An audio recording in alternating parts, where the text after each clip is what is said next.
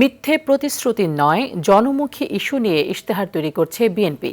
এবারের ইশতেহার শুধু নির্বাচনী প্রতিশ্রুতি নয়, বরং রাষ্ট্র পুনর্গঠন, অর্থনৈতিক পুনরুদ্ধার ও মানব সম্পদ রূপান্তরের একটি সমন্বিত রূপরেখা হিসেবে উপস্থাপন করা হবে। ইশতেহারে ৮টি প্যাকেজে থাকছে বিএনপির দেশ গড়ার পরিকল্পনা। বিশ্লেষকদের আশা, জুলাই পরবর্তী নির্বাচনে মানুষের আকাঙ্ক্ষার প্রতিফলন ঘটবে বিএনপির নির্বাচনী ইশতেহারে। আরও জানাচ্ছেন Shamim Chowdhury. RFL gas stove hassle free auto ignition নিশ্চিত করে ঝামেলাহীন রান্না। আরএফএল গ্যাস স্টোভ, নিরাপদ ও ঝামেলাহীন। নির্বাচনের আগে ভোটারদের আকৃষ্ট করতে রেওয়াজ অনুযায়ী নানামুখী প্রতিশ্রুতি দেয় রাজনৈতিক দলগুলো। ফ্যাসিবাদ পতনের পর এবারের নির্বাচনে বেড়েছে মানুষের প্রত্যাশা। মানুষের সেই প্রত্যাশা আর প্রাপ্তির সমন্বয় ঘটাতে চায় বিএনপি। আমাদের চাইতে গুরুত্বপূর্ণ নির্বাচন আগামী নির্বাচন, এই জাতির যদিও আগে থেকেই দেশ ও দেশের মানুষকে নিয়ে সুনির্দিষ্ট পরিকল্পনা প্রকাশ পেয়েছে তারেক রহমানের বক্তব্যে। We have a plan for the people and for the country. ইনশাআল্লাহ আমরা সেই প্ল্যান বাস্তবায়ন করব। শহীদ রাষ্ট্রপতি জিয়াউর রহমানের ১৯ দফা, বেগম খালেদা জিয়ার ভিশন 2030 এবং তারেক রহমান ঘোষিত ৩১ দফার সংমিশ্রণ থাকবে এবারের বিএনপির নির্বাচনী ইশতেহারে। নারীদের স্বাবলম্বী করার উদ্যোগ নেয়ার পাশাপাশি চালু করা হবে ফ্যামিলি কার্ড। কৃষকদের উন্নয়নে ফার্মার্স কার্ড চালু করার কথাও জানিয়েছে বিএনপি। ফসল নষ্ট হয়ে যায়, সেই নষ্ট হইলে সরকার ভর্তুকি দিব।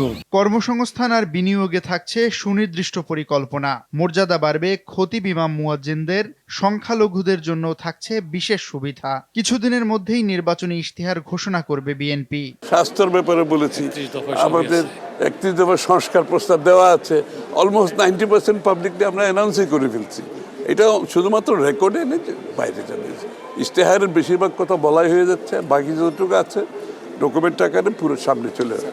বিশেষজ্ঞরা বলছেন, দেশ গঠনে বিএনপির সুনির্দিষ্ট পরিকল্পনা ইতোমধ্যেই ইতিবাচক প্রভাব ফেলেছে মানুষের মাঝে। তাদের আশা, দেশের মানুষের জীবনমান উন্নয়নে সবকিছুই অন্তর্ভুক্ত থাকবে দলটির নির্বাচনী ইশতেহারে। সার্টেনলি যে প্রভিশনগুলো ওনারা ইশতেহারে নিয়ে আসছেন বলে আমরা জানতে পেরেছি, তো এগুলো জন আকাঙ্ক্ষা পূরণ করবে বলে আমার মনে হয়। কারণ এগুলো এখন জুলাই পরবর্তী সময়ে বিএনপিও সেটা রিয়েলাইজ করেছে। 17 বছর ধরে তারা এগুলো নিয়ে কাজ করেছে এবং দেখুন যে নতুন একটি জায়গা তৈরি হয়েছে রাজনীতিতে, সেই জায়গাটিকে অ্যাড্রেস করতে হবে। দলের নেতা আছেন এখন বাংলাদেশে, সকল কিছু বিবেচনা করে তারা বুঝবেন। তারা বিগত বছরগুলোতে যেহেতু ক্ষমতার বাইরে ছিলেন, তারা জানেন যে কোন কোন জায়গায় আসলে জনগণকে টাচ করা যাবে, কোন কোন জায়গায় জনগণ মনে করে যে এই জায়গাগুলো যদি আমি পাই তাহলে আমি বিএনপিকে ভোট দেব বা অমুক দলকে ভোট দেব। এই মনস্তাত্ত্বিক গড়নটা বুঝাটাও নেতৃত্বের একটা বড় অংশ।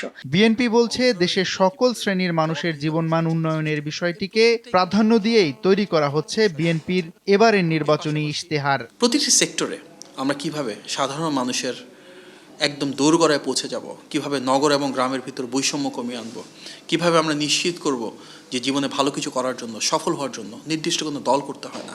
দলটির নেতারা বলছেন, দেশের সকল শ্রেণী পেশার মানুষের জন্য পরিকল্পিত রোডম্যাপের ভিত্তিতেই তৈরি করা হচ্ছে এবারের নির্বাচনী ইশতেহার। সুষ্ঠু নির্বাচন করতে পারবেন। শামীম চৌধুরী, RTV, ঢাকা।